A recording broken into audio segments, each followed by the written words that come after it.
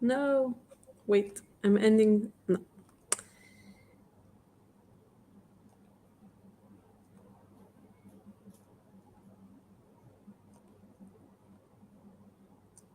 Okay. I have like a little bit of a technical issue when I clicked on the. I know I'm live now. Sorry, guys. It says it won't record it because I'm out of memory. So let me see this. I don't want this not to be recorded. Can I record it on my computer? How does it work? No, I think I need to just delete old. I'm gonna pause it. Okay. So I'm removing you from the.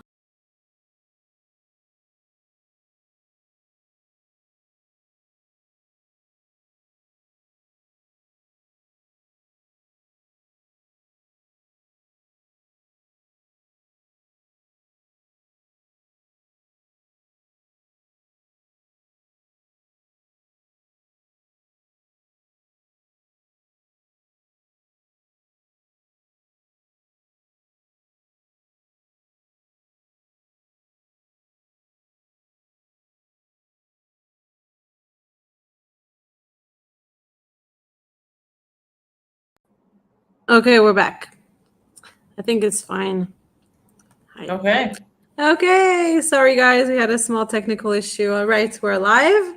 Hello, and thanks for joining us. We're live on Women Who Lift Israel with a special guest today, Dr. Ella Kitroser.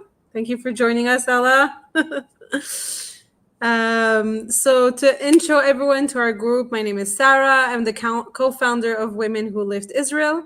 And we are a women-only community whose mission is to empower women through strength training. And we started these live interviews a few years back to give you all plenty of inspiration, motivation, advice, and tips from professionals and athletes in the field. So I'm really excited to have this conversation with Dr. Kitroser today. And just a quick intro about Dr. Kitroser. Her first name is Ella. She's a powerlifting athlete. We met her at our powerlifting competition and absolutely fell in love with her. She's a mom of 3, and she's currently a senior OBGYN at Laniado and Clalit. So we're super, super excited to have her knowledge sharing here today. And we have an important topic to cover today, Ella. Lifting and menopause. Are you ready to dig into our questions? Wow, I'm super excited and thank you so much for having me. It is, again, my personal mission to spread knowledge to women and girls of all ages about, just their general health. So this is a part of it. And also, I love the group and I love you because you're a champion, Sarah. So thank you so much for having me. Love you too, girl. Yeah, let's do it. So let's dig into the first question. So, can you explain a little bit about the female hormones and which function they play in each stage of our menstrual cycle? Okay. So now we're talking about just the regular menstrual cycle of fertility age women. I just want to start with like a small disclaimer. I'm going to talk about, because I also work as an LGBTQ doctor, so I'm only talking about cisgender women right now. Obviously, not to exclude any gender diverse people, just specifically because gender diverse people are so diverse, they do not fit into the specific biological criteria that I'm going to talk about. So specifically with this talk, I'm going to talk about cisgendered women. Okay, so just your regular cycle is we count from day 1, which is the day that you start your period. And then your ovaries start to develop a new follicle, which is going to ovulate at the continuation of your cycle. And then whilst your follicle is growing in your ovary, it secretes a hormone called estrogen. And then your follicle grows and it keeps secreting more and more estrogen as we are nearing our upcoming ovulation. And then when you have enough estrogen, that sends kind of a signal to your brain, makes you ovulate. And then whilst you ovulate, your ovum, your egg, comes out of your ovary, out of your follicle. It goes through your fallopian tube into a uterus to see if it could be fertilized or not. And the follicle, whatever's left of it in your ovary, turns into the corpus luteum, which is kind of a leftover of the follicle. And it has a really important hormonal role because it secretes a really important hormone called your progesterone. So the progesterone is there to make changes in the uterine lining and make it ready to receive a pregnancy if you're going to get pregnant. And it also keeps your uterine lining from falling out and having your period, because if you are going to get pregnant, we would like your uterine lining to stay in your uterus. So then your corpus luteum lives for like 2 weeks. And then if you're not pregnant and you don't get the signal from your developing fetus that you're pregnant, then your corpus luteum will dissolve and your progesterone levels will decrease, and then you're going to have your period. Okay. So, and can you tell me, like, what are the names of each phases? Is there a name? yes. Yeah. Okay. That's what we call a good question, because you asked just what I was about to say. Okay, cool. So the first phase of our cycle, we call it the follicular phase, which is the phase where we have the follicle. And this is the phase where we are estrogen rich. That's the phase we have our period? When we have our period? From our period, it's 2 weeks for each phase. So the first one, we count from the day we have the period until the day we ovulate. This is the follicular phase. And this is where the estrogen is the dominant hormone. And then we ovulate, and then we call it the luteal phase, which is the phase where we have the corpus luteum. And this is where the progesterone is the dominant hormone. Okay. So can you say you have can you say you have 3 phases? Like first, the ovulation is one phase as well, or it's just 2 different phases? Ovulation is like, like a few hours out of the whole thing. Oh, okay. Okay. It's just before you ovulate, and then after you ovulate, it's 2 weeks and 2 weeks. Okay, got it. Thank you. Sorry for interrupting. Thank you. I'm here to answer all your questions. So I'm here to make sure that I answer everything. So thank you. Okay. So this is really important to know when you understand how your body functions during lifting, and why. Because the levels of our hormone really, really affect the way that our muscles function. Because progesterone is kind of a muscle relaxant, and it also kind of relaxes our ligaments. So if a lot of women, me included, might feel a little weaker, or like the weights are heavier when you're doing your luteal phase, because your progesterone is going on, makes your muscle a little relaxed, and the weights don't come up as quickly as we like. So this is very common. So if you feel like you have those weeks that you're not lifting as you're used to lift, so please don't get discouraged from it. This is really normal, and it just means that you're ovulating and healthy. This is also another disclaimer. This is only for women not taking hormonal contraception, which also messes up all of your not messes up, all of your hormonal axis. Okay. Other questions? So can you, just to continue with that thought, you can expect to be stronger during the follicular phase, like on your period and stuff? Definitely. Actually, when you're starting your period, your hormonal levels are at the lowest, and this is when you're actually strongest. So wow. Yes, I know. A lot of women feel uncomfortable to go to the gym while they're having their periods. Also, you might have some cramping. You might feel some pelvic pain or some pain when you move. That's different from person to person, but it's definitely okay to train while you're bleeding and while you're menstruating, and usually you're your strongest self. So I actually recommend it. If you do have some discomfort, just know that you're not hurting yourself if you're working through the slight discomfort of having your period. So definitely go for it. Amazing. Okay, next question. So, can you, in the most simplistic way, explain what happens during menopause, perimenopause, and postmenopause? Like, Yes. what are the common symptoms and what happens to all the hormones we just spoke about? Okay. So first of all, what's menopause? Menopause is when you stop having your menstrual cycle. So the medical definition is when you don't have a cycle for a year. Okay. And also have like the symptoms of menopause, not having a cycle for a year because you're breastfeeding. There are different reasons, but when you're over 45 and you have like the symptoms, and you don't have your cycle for a year, that's when we say that you're in menopause. The time period before you go into menopause, we call it perimenopause, and this is, in my opinion, the most annoying period. And why is that? First of all, you get all the famous and annoying menopausal symptoms. Like you start maybe having the hot flashes, maybe the night sweats, or sleep disturbances, all of those.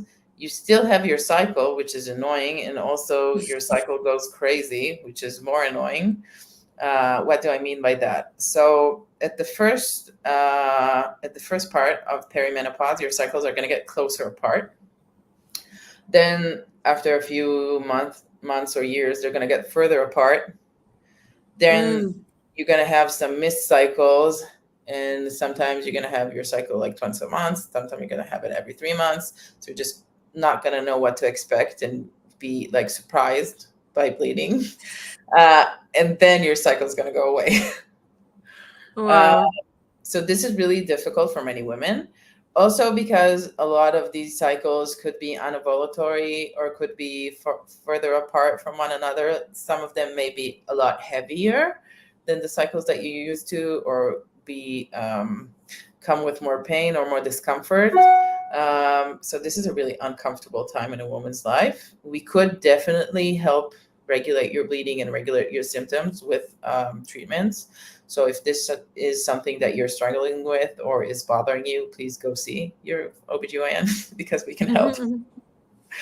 It's like the main thing that's important to remember in everything we're going to talk about is, if there's anything bothering you, please go see your doctor. Usually we can help. It's like the fact that I'm talking about it, that we know it's a problem as a doctor, is because we actually know how to help you. Amazing. So hormonally, at the beginning of the perimenopause, your estrogen is going to be a little higher during your follicular phase. And then as we get closer and closer to menopause, your estrogen levels will decrease until you go into menopause. And then when you go into menopause, you don't ovulate anymore. And that's why you don't have the follicles anymore that secrete the estrogen. So you don't have the estrogen anymore. Do you still have the progesterone or? No. Also, No. good question. Because you don't ovulate, you don't have the progesterone, because the progesterone is a side effect of having the post-ovulation. So that's also a good question. Also important to remember that there are other hormones in our body, like testosterone and androgens and stuff like that. So a lot of them are made in our ovaries, but a lot of them are made in our fat and in our adrenal gland, which is fatty gland above our kidneys. So these hormones are really important for lots of functions in our body, and all women have levels of androgens in their body, unless you have like an endocrine dysfunction. Okay. and actually they can differ for woman to woman. So let's talk a little bit about androgen, which is really, it's like a hot topic, especially when we talk about strength training, about testosterone in women and strength and stuff like that. I love it's like an Instagram reel that goes on, like a lot of content creator made it now, that it's like, it's so frustrating going to the gym for like 2 years just to bench as much as a 60-year-old boy who just started. Yeah, it's cool. Yeah. So this is due to the fact that women have about 20%, 20 times less testosterone than men. And testosterone is a really, really important hormone that helps us build muscle and helps our muscles be stronger, and also makes our muscle physically bigger, like hypertrophy. So women have different women have different levels of androgens and testosterone. Some really common symptoms that have to do with androgen levels and testosterone levels are PCOS, which is a really, really common thing. So actually, I just read an article that says that in the current Olympics, which is really cool because it has the first one to have like an The equal. boxer. Yes, but also an equal number of female competitors as Oh, right. Yeah. which is really exciting. So about 40% of the female competitors, from what I read in this article, have like PCOS or other hyperandrogenism. Wow. Insane. Yep. And actually, there are other articles saying that, and other like famous female strength athletes that have PCOS or stuff like that do not treat it like hormonally, because even this small advantage, it keeps your testosterone level like normal to a female normal. It doesn't make you like male testosterone. It's not like an unfair advantage, as we're talking about the debates regarding the Olympics. But even the slight elevation in testosterone and androgens, it obviously makes a change for women. And a lot of female athletes choose not to decrease those hormones, which is really fascinating and really cool, because people always think about it as like a negative thing, but it also has a lot of positive things to it. Totally. Yeah, so our androgen levels during perimenopause and menopause, they do decrease as all of our hormonal levels, but actually the only hormones that our ovaries keep producing are androgens. So most of the androgens during menopause are secreted from our ovaries, but we do still have testosterone and DHT, which is dihydrotestosterone, during menopause, lower levels, but we have it. And I think we're going to talk about this later, but all of these hormones we can be replaced like by medication. Yes, definitely. Okay. We're gonna talk about hormone replacement therapy at the end, but yeah, sure. Okay. Amazing. So, what I'm doing now in terms of exercise and nutrition, can it affect how I go through perimenopause and menopause? Like, can I do anything to improve my chances? Yeah. For sure. Yes, definitely. So in everything in our body, we peak at like our 20s and our 30s. So your bone density, your muscle mass, your fertility, your lean body mass, whatever it is, you peak at your 20s and 30s. And then it's only downhill from there. I'm sorry for the brief description. But first of all, the best place that we can get our body at our peak is the best starting point to go into our older age from. And also research shows, and I know that people also ask about the differences between strength and aerobic training, so I'm also gonna talk more about that later. But the more that we do of each kind of training, the more that we keep our abilities in those specific forms. So if we want to have our bone mass, because I know most people talk about osteoporosis when we talk about menopause. So if I want to keep my bones strong, I have to keep my bones working, which is I have to do strength training, which is means that strength training puts pressure on our bones and makes our bones stronger. So if I do strength training, I keep my bones stronger. I keep my muscle mass from decreasing, and I like statistically substantially decrease the risk of having osteoporosis when I go into menopause. So all of that downhill situation that goes from our 40s to later on in life, we can definitely plateau or decrease that slope as much as we Right. can, and bring ourselves healthier to menopause, and go through menopause and go through all the older ages as healthy as possible. We need to think about all the functions that we want to preserve, which is we like when we talk about training in older age people. I like to talk about 4 functions that we like to train. So the first one is strength. The second one would be aerobic. Sorry about my nail polish. The third one is flexibility or mobility, however you'd like to call it. And the fourth one is balance. Wow, man, I never thought about the fourth one. So this you advise to even start training as soon as possible, even before you enter Yes, menopause? Yeah. Okay. definitely, but especially when we already go into menopause, then into older ages, these are the 4 strengths that we want to train specifically for each one. Um, yeah. Amazing. Okay. It's so funny as women, we're afraid to gain muscle. Mhm. Some women don't want to become too buff or too masculine. But it's funny to me because we're losing so much muscle as we age. So our thought process should be to want to preserve it. So I want you to talk about it a little bit. Like, how much are we losing as we age, and when do we start losing it?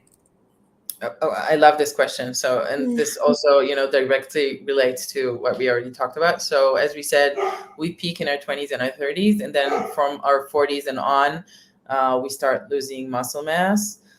So, the rate in which we're losing it really depends on if we're active, if we're eating enough, if we're doing all that stuff. So definitely, if you're in a normal weight and you're eating enough protein and you're getting enough exercise, the rate of decreasing would be slower. But we're talking about, like, I would say a few percent a year, like 2 or 3% a year. And obviously, as we said, we can affect the rate of the decrease. And it's so important to know, like, I would like to share with the non-medical audience that, like, in every medical convention talking about elderly people, this is true for men and women, and this is true for like all specialties in medicine. Like, sarcopenia is like such a hot word, hot term. Sarcopenia Yeah. is the absence of enough, of not having enough muscle. And this is a real problem in the general population at all, and specifically in elderly people, and it is related to all morbidities. Um, Wow. yes, Insane. yes. So if we keep our muscle mass from decreasing, and if we keep having a normal muscle mass during older age, we decrease our risk for like everything, from starting from mental illness to dementia to falls to Wow. just having like normal function, decrease our risk for blood pressure, diabetes, everything. Wow. Yes, Wow. yes. So just be strong. So work on your muscles, ladies. Yes, yes, definitely. uh, Muscles. so thinking about the women in our community that are watching and are doing right now some sort of strength training, they're on top of their protein intake. women in our community that are already into building muscle. Yeah. Is there any changes you would recommend to their diet when they're entering perimenopause or postmenopause? Is there anything they should be aware of?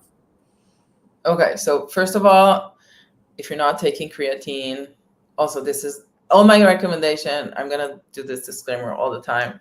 If you're not, if this is for just the general healthy population, if you have any health concerns, please consult your doctors. Yes, of course. Yeah. And now, from if you're not taking creatine, please take creatine. It is like the one supplement that I recommend to everyone. So creatine is a molecule that's involved with the way that the path in which our cells use up our energy.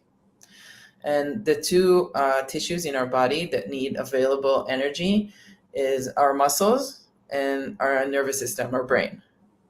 So creatine is super important for those two organs, and also for the communication between them. Wow. So taking creatine, and this is research on healthy elderly people. They did decrease the dose of creatine. Like usually young athletes, they take around 5 grams of creatine a day.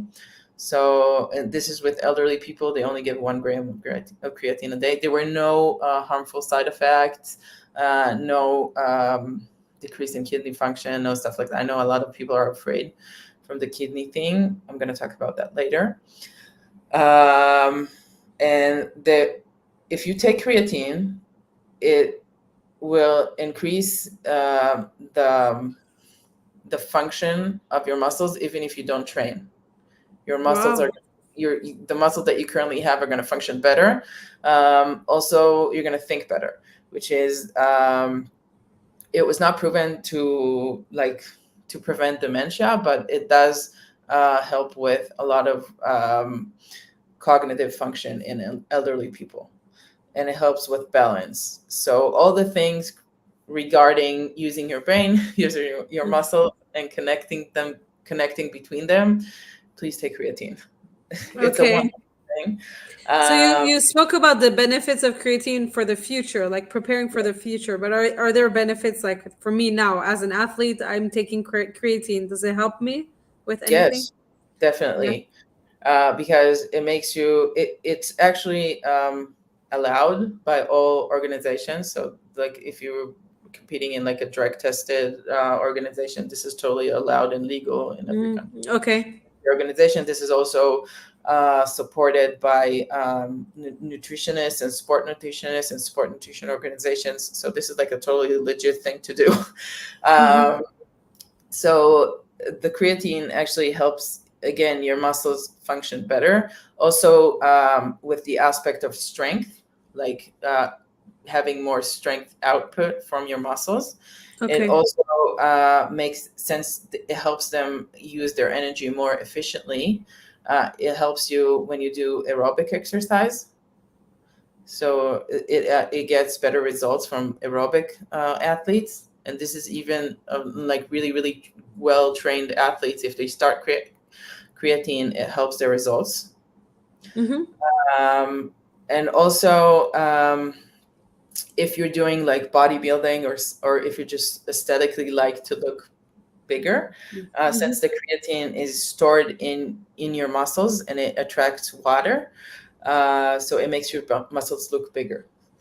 Oh, nice. Some people it's an advantage, for some people it isn't, but it's another thing. So it's just a I cool guess thing. there's a period of like water retention with that as well because of that. Yes, and it does actually make you gain weight. So it's not fat, it's just because it's stored with Water. Yeah, and then usually it would make you like 2 or 3 kilos heavier. So again, don't look at the scales, people. Yeah. It's just water and bigger muscles. Yeah. Yeah. Cool. And you said the recommendations is 5 grams per Yeah, five day. grams a day. Just take it daily. Most people take it while they exercise or directly after exercising, because there are some researchers to say that this is when it's optimal to take, but it actually doesn't matter that much. So if it's either taking it with training or not training, just take it whatever. There was a time Okay. I was super busy that I just used to take it in pill form, like when I woke up in the morning, just because this is when I could take it, and it was fine. Awesome. Yes. Any Uh, other things? Yeah, sorry. yes, a lot of other supplements. So first of all, fiber. Make sure you're getting enough fiber. Mm-hmm. Especially when we talk about the older age, we talk about all those metabolic diseases, type 2 diabetes, heart disease, stuff like that. So people don't think about it, but actually, if you add fiber to your diet and you have a beneficial, like enough fiber in your diet, you substantially decrease the risk of having diabetes and of having cancer and of having like high blood pressure and stuff like that. So this is So when really you say fiber, it's like a supplement or the actual fruits and vegetables? you can Or consume both? you can consume it however way you like. If Okay. you like, for all supplements that I'm going to talk about, calcium, vitamin D, fiber, omega-3, if please, I would recommend talking to a dietitian at least once just to do the calculation. If you're having enough in your diet, this is Mm-hmm. great, this is optimal. But if you're not having enough in your diet, just consult a dietitian to do the calculations for you of how much you need to supplement, Mm-hmm. because these are things that many people could actually get enough in their diet pretty easily if they just kind of put their minds to it and think about like actively getting enough of. Right. Okay, so fiber is good. Mm-hmm. It also is very good for regulating your bowel movements, which is Mm-hmm. good too, Great. especially women after birth. Yes. Okay, other things. Vitamin D, it's great for your bones. Also prevents osteoporosis and helps treat it. You could get enough sufficient vitamin D through diet, but it is a little hard to get enough. So again, if you're not getting enough dietary vitamin D, just take just a supplement. It's really hard to get too much, so it's not too bad if you like overdo it a little bit. Calcium is actually something that's really important if you could get enough through your diet, because you could supplement too much of calcium. Eating Mm-hmm. too, eating too much dietary calcium is not really associated with any risks or any health problems, but if you supplement too much, it could cause like kidney stones or stuff like that. So if you Mm-hmm. could just eat more calcium, that's good. So that's Uh, like cheese and milk and basically Dairy, yeah, stuff like yogurts. Yeah. Okay. yes, yes. Okay, protein. We love to talk about protein. How much protein should we eat and should we supplement?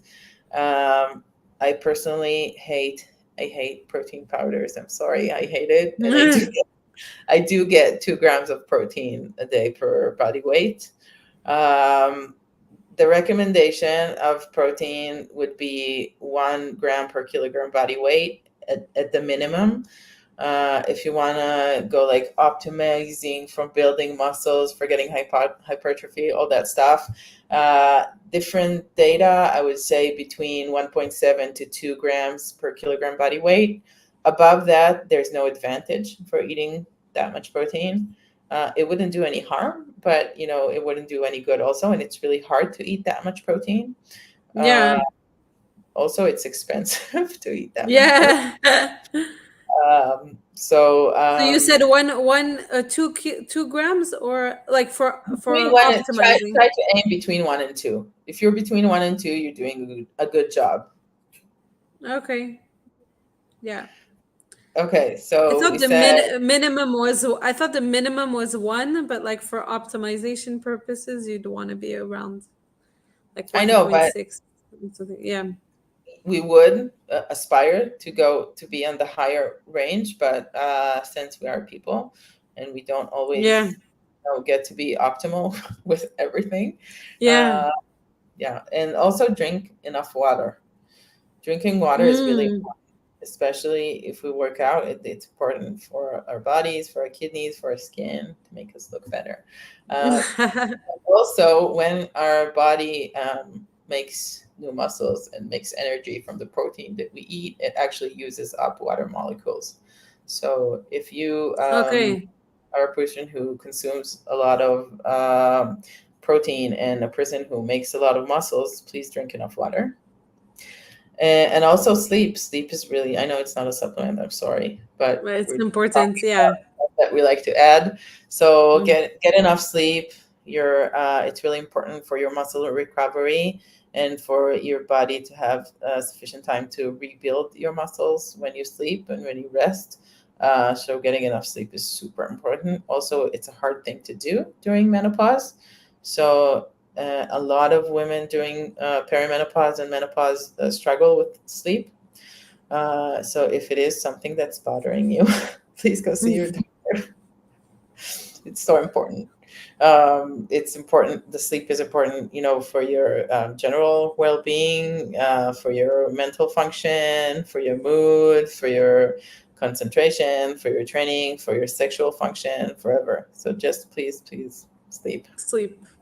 Yes. If you don't have a little toddler that wakes you up every morning. No, actually, sleep is super important for me. So much like that I go to bed usually like at 9. Today we have an interview, but usually I'm in bed today because like I know that my kid is gonna wake me up at 6, and I really want to function properly in CrossFit. So usually I'm very good about my sleep. So I'm really happy that you added that to the list. Great. Um, Also, from all the lists that I've been, I know that if someone's listening to this talk and they're like just going into this all health, I don't know, thing, or want to be more health conscious or stuff like that, um, you don't have to do everything at a time. Just, yeah. the most important thing is just, to decide we're going to do this and to pick like achievable goals. So I would recommend that if you want to, better your health or anything, just pick one of the things that I've just said and say to yourself, I'm going to do this for a month. Like for a whole month, I'm going to have enough protein. And then while you get that, you go for a whole month, I'm going to have enough fiber. And then just pick one thing and do it for a month. And then if you're okay, to see if you can add another really small thing for the next month. Because these are habits that are going to sustain us and are going to keep us healthy for a lifetime, and that we aspire to live with, and just have a good life and not miserable life. Amazing. Habits. So just pick one thing and do it. Amazing. That's actually how I got into better sleep. I told myself I'm going to be accountable on Instagram for 1 month and post every day how much sleep I did. Wow. And it really helped me. Like every day I was like, okay, 6 hours, 7 hours, 8 hours. And then like slowly Amazing. but surely it became like, I have like this luach, this calendar at home where I see how many days a month I was able to sleep better. It's never perfect, but every month it gets better. So it's great. Wow. Amazing. Okay, so these were the goals, like the changes we should do when our goal is to build muscle. But would your recommendations change if your goal was weight loss during perimenopause and menopause? Um, I want to. Mm. This is like this is a thing for me. Okay. When people, I hate the term weight loss. Uh, Okay. because what you actually mean is you want to be leaner, which is a different thing. So I'm going to take this opportunity to talk about women's weight. So I'm going to Okay. talk about myself a lot because I'm a good example of how weight is like a thing that you should not talk about. But also, do you know Ilona Maher, the Olympian rugby player? She's an American rugby player for the Olympic. Oh my God, you should totally follow her. Ilon, what's her name? Ilona Maher. No, no. She We she's interviewed a rugby player called Liat. She went to the uh, Olympics as well. She's in the wow. rugby team in Israel. But Wow. yeah. So that this woman, first of all, you got to follow her on Instagram. She has an amazing Of Instagram. course. She talks about, body image and strength image and athletes, women athletes all the time. And she just made like a really good Instagram about her being like BMI almost 30. No, you got to see this woman and say she's built like she's built like a rugby player. She's like a sturdy, amazing athlete who is like 100% muscle, but can also run super fast. Yeah, Uh, yeah. so and she's BMI 30, which is like if you calculate it medically, it's like obesity. Like a Right. normal Yeah. would be 19 to 25, and then 25 to 30 would be overweight, and then 30 would be already obesity. So she's obviously not obese, but her BMI is 30. So the BMI is just the cold calculation of the ratio between your height and your weight. Right, But right. for most people, it's a good calculation because it estimates your risk of having all kinds of disease, which is why it was made up for. But for some people, especially really muscular people, Athletes. Yeah. it's not relevant. So I like to give myself as an example of someone who's I believe is not really relevant. My BMI is also around 30. As you can see, I'm not a really obese person. I'm not the No, not skinniest. at all. Yes. Uh, but so first of all, with the general weight, because I'm very tall, so obviously I weigh more. Hmm. But again, I do strength training, I do powerlifting, so obviously I have a higher body mass, muscle mass. I take creatine, which, as we've talked about, raises your. Yeah. Also, I did used to be really, really obese. Really, I used to weigh 140 kilos, and I lost a lot of weight. So now I have lots of skin axis, which Hmm. a lot of women actually have, postpartum and stuff like that. Not as much as I do, but a lot of women have that. So those actually weigh a lot. Hmm. So again, BMI is not always like a correct estimation of how fat you are. Um, Also, if you weigh yourself, you can weigh yourself like 2 days apart or a morning and an evening of the same day and be like 3 or 4 kilos apart. Right. Totally. Depending on what you ate and what you pooped. Definitely. So if you yourself want to get leaner and want to follow up on your specific muscle mass and fat mass, please don't compare yourself to other people. Please compare yourself only to yourselves. um, Hmm. and try to use like objective methods to follow up on yourself. Like weigh yourself always in the morning after you went to the toilet and before you drank and ate anything, so you'd have a consistent weight measurement. And always like wear the same thing, preferably weigh yourself naked or with just underwear, and preferably use the same weight, like the same scale. Scale. Uh, Yeah. yeah. This would actually make your weight measurements consistent, and then you can follow up on your yourself's weight. Take progress photos of yourself. That's a good idea. Measure your circumferences in different areas and see if you've changed. Like look at the way your clothes fit and see if that. Yeah. So there are lots of ways which are not your BMI to see if you have lost or gained fat, not weight, but fat. Yeah. Yeah. So Because I guess I didn't ask the right question. I meant fat loss, not weight loss. Totally right. I Yeah. know, but it was just a good opportunity to talk about Yeah. that. I like Um, that.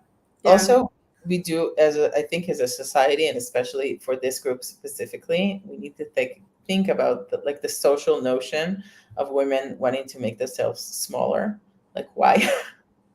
We just talked about how important it is to build our muscle mass, to build our bone mass, and also we know that socially it's super important for us, to take up space and to be independent and to be strong. So why do we aspire to be smaller? I don't know. So we need to think about it as a group and as people and as a society. Okay, but back to your question. Well, I can answer personally. I'm personally right now on a fat loss journey for health reasons because I see my blood pressure goes up when I'm like 5 kilos more or like 10 kilos Yeah, more, so yeah. that's like my goal. But I totally understand. I know what you mean. Our Lisa, Lisa Halabi, she's our national powerlifting Oh, champion. she's I've had this also amazing. conversation I've had this conversation with her before where she says like I'm considered overweight, and if you look at this woman, like Oh she's my God. ripped. She's the Oh my hottest God. girl in Israel. Yes. Yes, she And is. she's like according to BMI, she's overweight. So I agree with you that it like doesn't make sense, and I'm really happy you clear this up for us. It was really Yeah. important. As you say, Yeah. obviously, this is not encouraging people to be obese. Like if you have like complications of obesity, please treat them. But Right. we need to think about why we're doing the stuff that we're doing. Are we doing it to be Mm. healthy? Are we doing it to be prettier? Yeah, It's a question. totally. So in terms of people trying to lose fat, to get leaner, so I would emphasize again the importance of following up on what you eat, staying consistent with your diet, staying consistent in a calorie deficit. If you can get a dietitian, do it.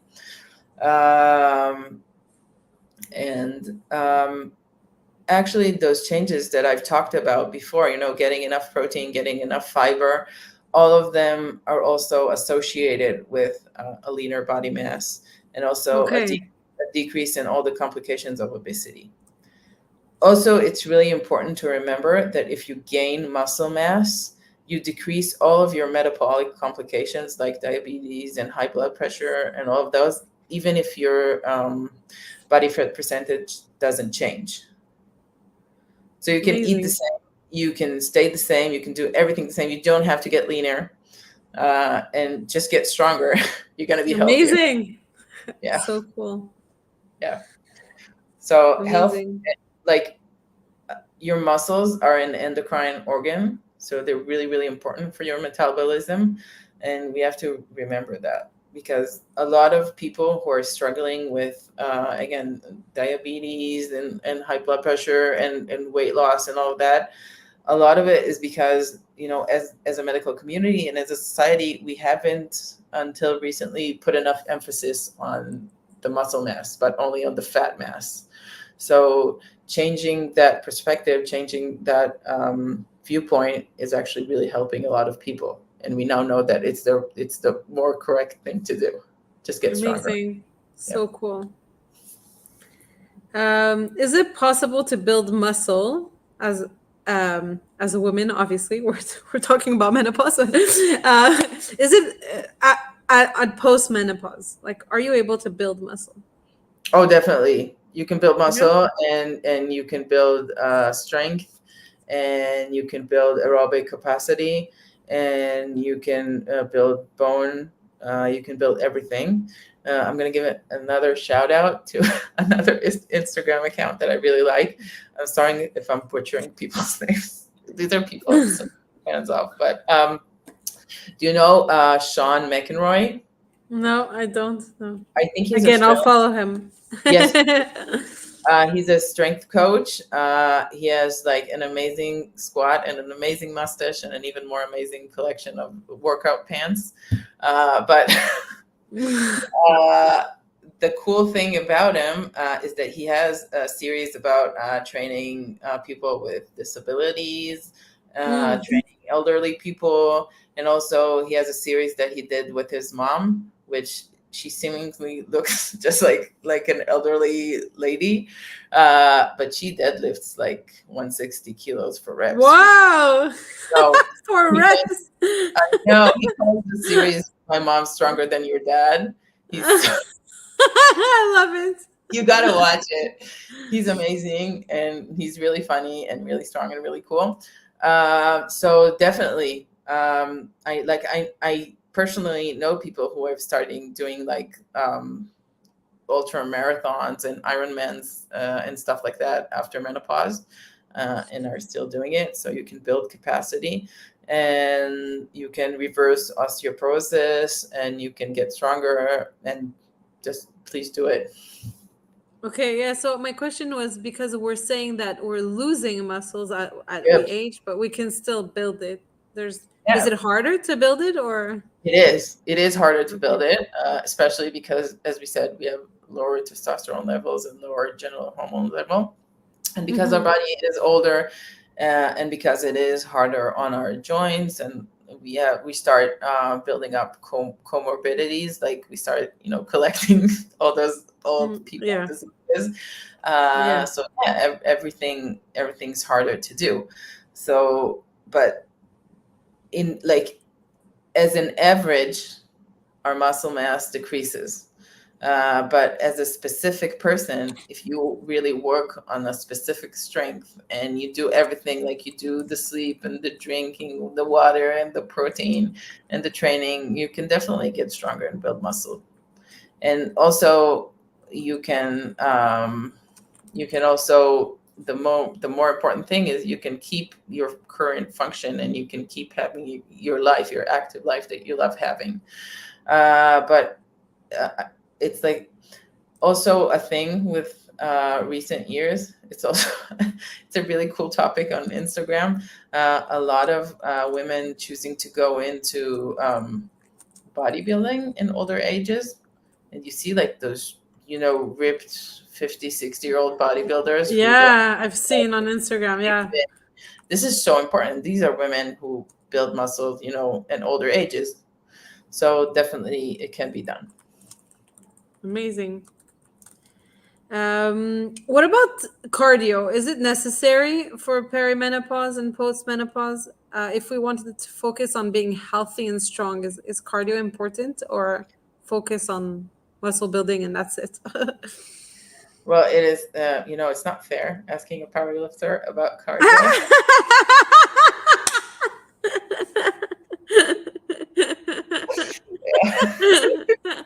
Trick question.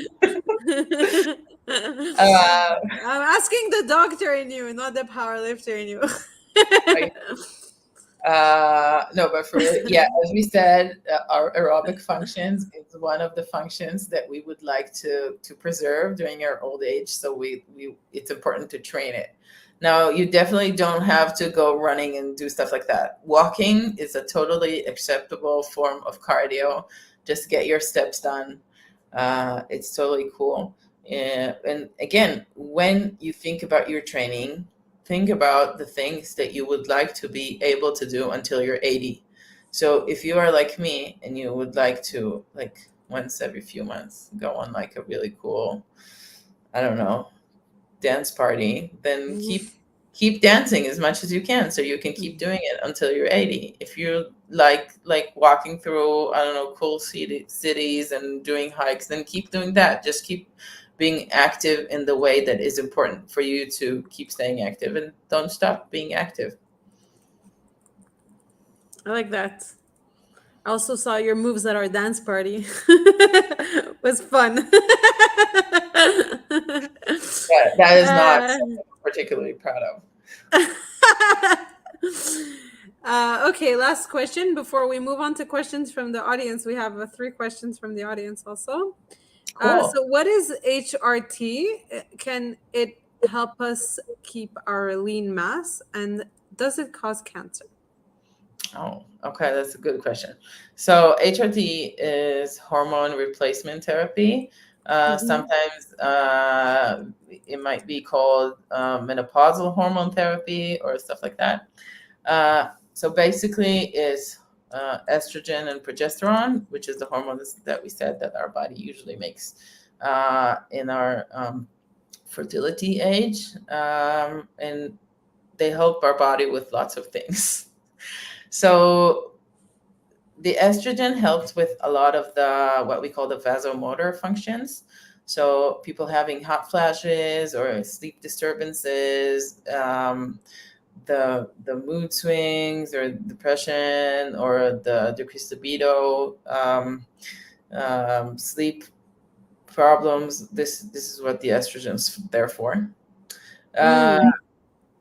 the progesterone originally was added to protect your uterus, because having unopposed estrogen, which is taking only estrogen without progesterone, for a woman who has a uterus, could increase the risk of her having uterine cancer.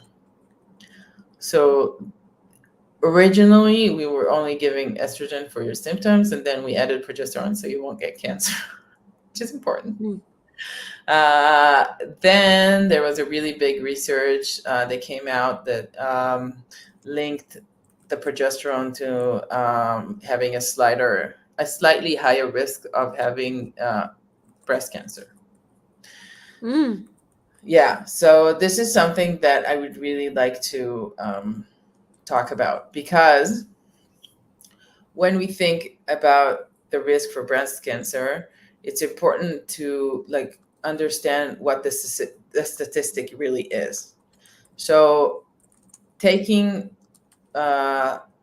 hormones that have progesterone in them do slightly, statistically significant, but slightly increase your risk of having breast cancer. But if you are a smoker, if you are overweight, if you have a sedentary lifestyle, all of these increase the risk of you having breast cancer way, way more. Oh, okay. Interesting. And these are things that we don't even think about being dangerous or increasing our risk for cancer. So, there are dangerous things. If you want to do something to reduce the risk of cancer, don't prevent yourself having hormones that could help you with a lot of stuff. Then maybe start with not smoking, or having an active lifestyle. This could decrease your risk of breast cancer a lot more. Also, now there's a new form of progesterone, which is like a natural progesterone that has started being given in Israel in later years, which does not significantly increase your risk of breast cancer. So we're also are being better with that risk. It's not that high anymore. And also, again, it was never really high. Right. So it's just for me to understand properly, it's just the progesterone that is a problem, not the estrogen. Yes. And also now we have better progesterones, which are a lot less of a problem. And also, if you happen to not have a uterus, I don't know if you had, I don't know, a hysterectomy, I don't know, because you had fibroids or stuff like that, then you don't even need the progesterone. Okay.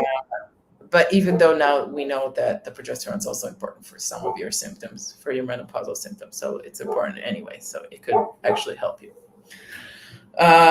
So that's. You would subscribe both at the same time, or some women only need estrogen, some women only need progesterone?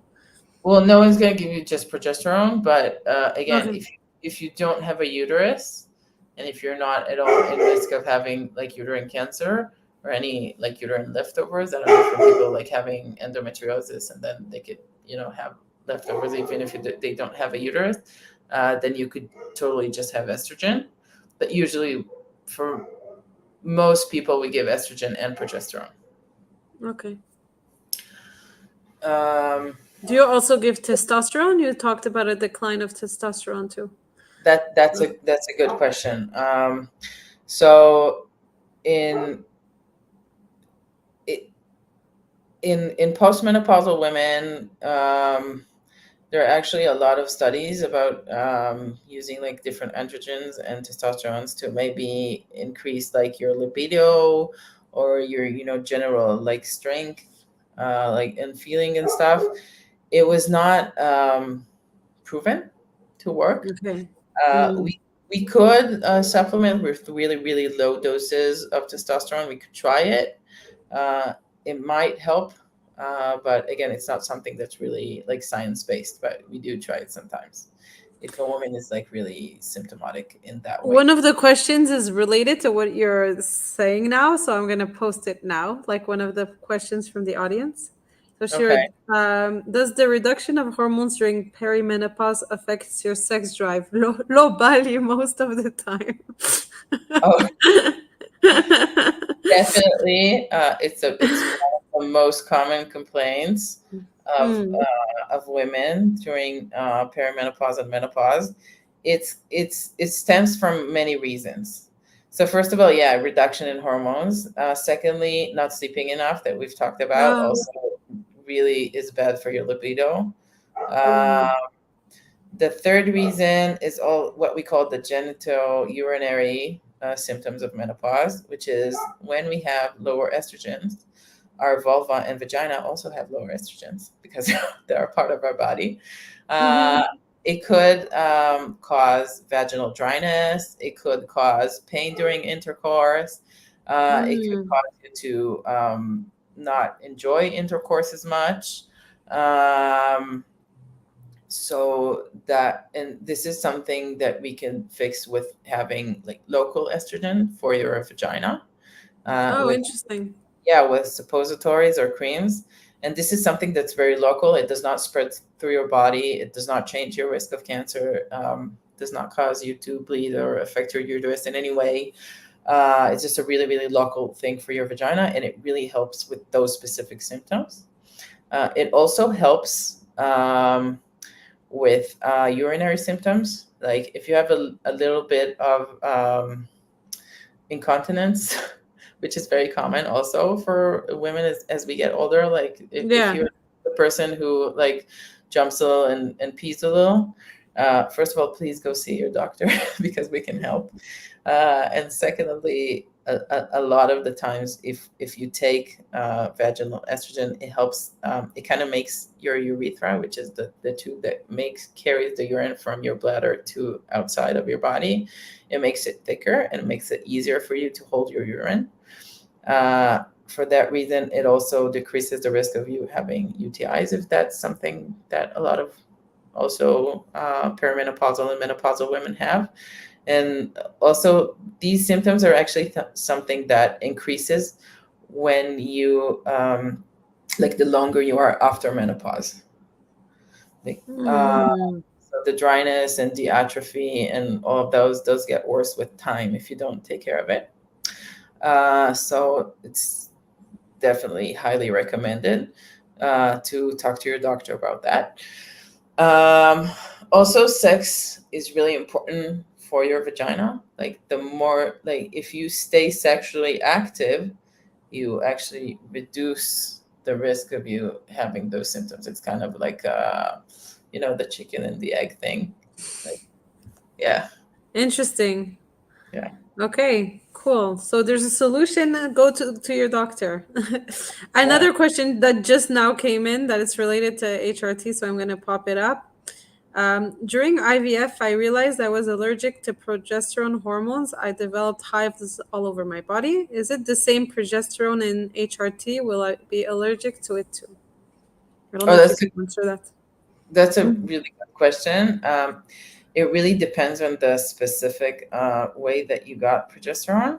Um, a lot of like most of the cases of people who are allergic to like any hormones is when we do the injectable hormones, and then they're allergic to the preservative in the actual ampoules and not Mm. the hormone itself.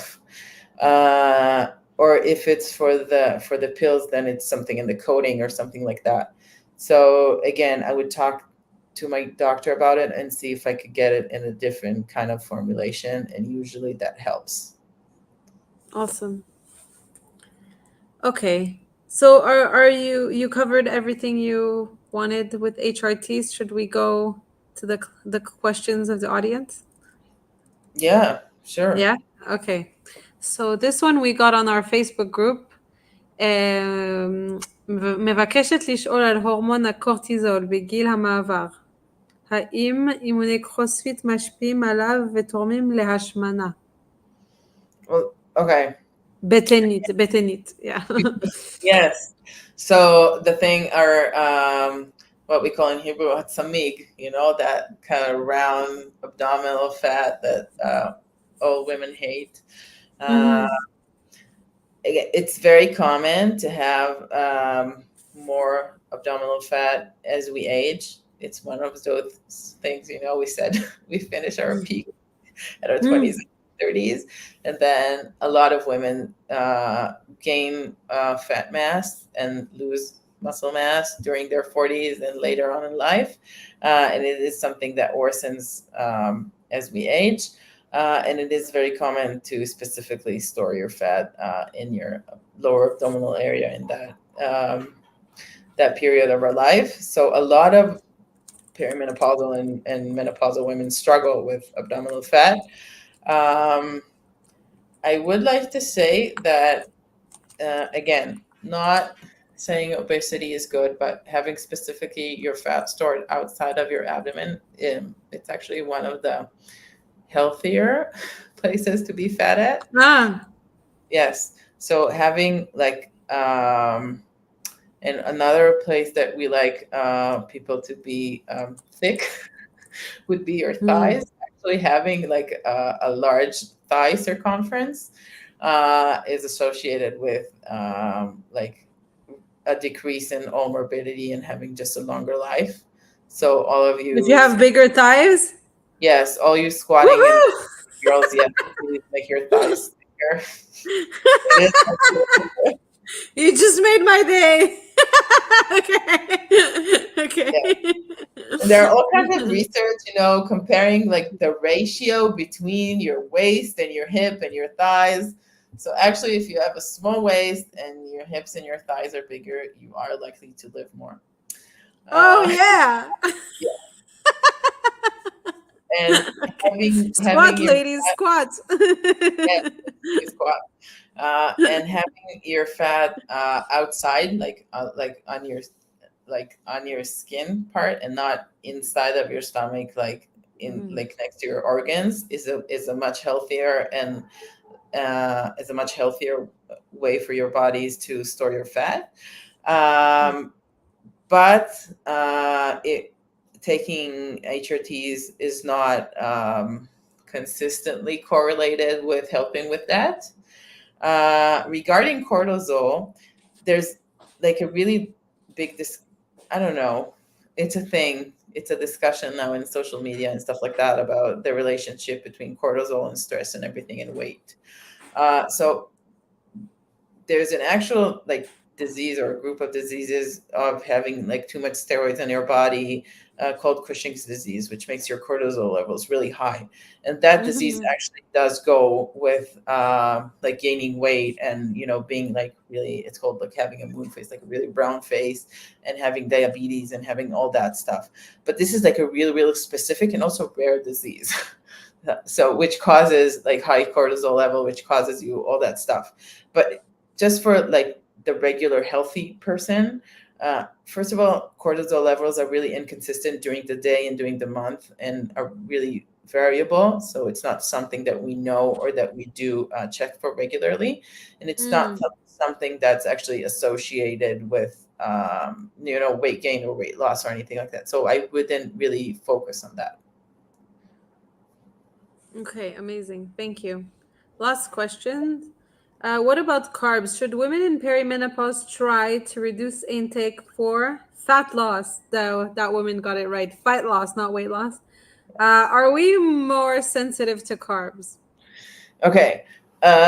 So again, as we said, the two tissues in our body that needs carbs the most, that needs the efficient, like available energy, are our brain and our muscles. They need carbs. You need carbs.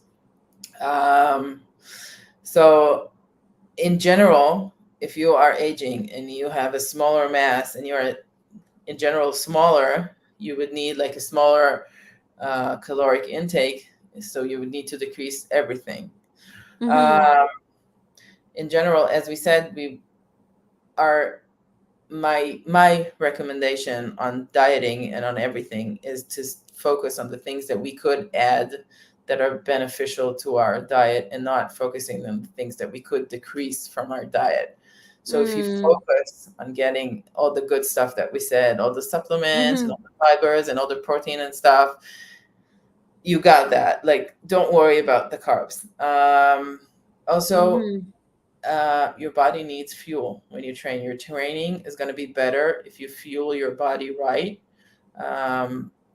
Specifically, I used to do low carb just because, it's a really fashionable thing to do. And I now have a nutrition coach that really, taught me the importance of how good carbs are for you when you train. And I feel so much better when I train. When I have a little bit of carb before I train, a little bit, if I do long trainings, I even do like something intra training, Okay. and I do some after. And they're important, also to keep you fueled when you train, and also to help your body recover and your muscle recovery after training. So, and also your brain needs carbs to work and to think. So carbs are not the devil. Carbs will not kill you. Yeah. They're important. So, everything in moderation, but I would not avoid carbs. Amazing. Okay, that's all our questions. So before we say goodnight, can you tell our followers, like, if they want to reach you, if they want to follow you, how they can find you? Oh, okay. So first of all, you can, if you want to like consult me medically, you're all really Yeah. welcome. Yeah, of course. You're well welcome to, just make an appointment to see me at one of my clinics, either at Lanian Hospital or in Clalit Medical Services. And you're really welcome to, look me up and follow me on Instagram and on Facebook. And also, I'm with the Women Who Lift group. They're on Facebook. Yeah. Yeah, cool. Thank you so Or much you for this. can meet her at our next competition. Yes, I love heavy circles. Oh, can I add one more thing? Of course. Okay, so I wanted to talk again about the benefits of lifting. So I forgot to talk about the mental aspect of it. Oh, It's, yeah. it's so important, and we've totally forgot about it. So first of all, mentally, being strong, it's a thing, especially for women. Like being physically strong, it's really important. It just empowers you mentally. Secondly, the social aspect of it, like if you, and this is scientifically proven, that if older people who engage in like in activity in sports of all kinds, because it causes social interaction, because you go out of the house and you meet people and you train with people and you see people, it's really good for your social life, for your depression, reduces Mhm. dementia, keeps your social skills intact, decreases loneliness. So this is an also really important aspect. People don't think about it, but it's so important. And also, like my point of view, like as a woman, as a single mom, like being strong is really important for your independence, I think. Mhm. Like for me, when I have to, I just posted in our group that I had to, set up for my son's bar mitzvah, that I had to Yeah. carry her all alone. Or I have really big dogs that act like giant babies who weigh 80 kilos. And I have to pick them up sometimes.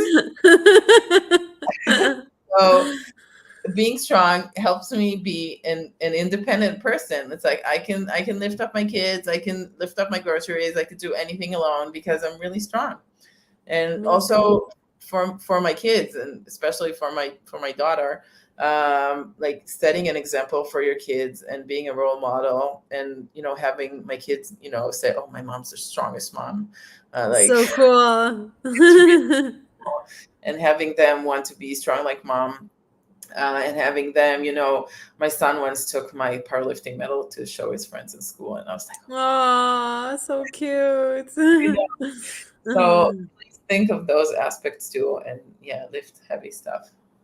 Yeah, for me, lifting has been so good for the times we're living in here in Israel right now. Like I have like so much anxiety thinking of like what's going on. And I actively know that I need to get myself to CrossFit and lift that barbell because it will make me feel better for the whole day. The whole Yes, day. It's like by default I cannot like miss a class because I need it for my mental health. for sure. The Yeah. stress release, that feeling of success, all that, all those positive hormones going through your body. It's Yeah. just a great thing for you. I'm And addicted to the also, endorphins. and also, I think it's really strong in CrossFit, but also in powerlifting, but also in women's strength sports, like the community aspects of it. I Yeah. met some amazing communities. I mean, Yeah. I love my gym. I had one of my favorite friends from the gym has left Jerusalem, and we had like the entire gym came over. There were like 50 people in my house. Wow, that's cool. So I just, it's and also this group, our Women Who Lift group, it's amazing communities. You get to meet great people. Yeah, and through your connections, we found the strongest women in Israel. Chaya. Another So really big amazing. shout out to that amazing woman. Yeah, I know. So It's like cool. my proudest moment ever. I know mine too. Amazing. Okay, this was super, super interesting. Thank you so much. So, this interview will be left on YouTube, and you're welcome to watch it whenever you want and refer back to it. Thank you so much, Ella. Thank you. This was Thank really, you. really, really, really interesting. Okay, great. Thank you so much. Bye. Have a great night. You too. Bye.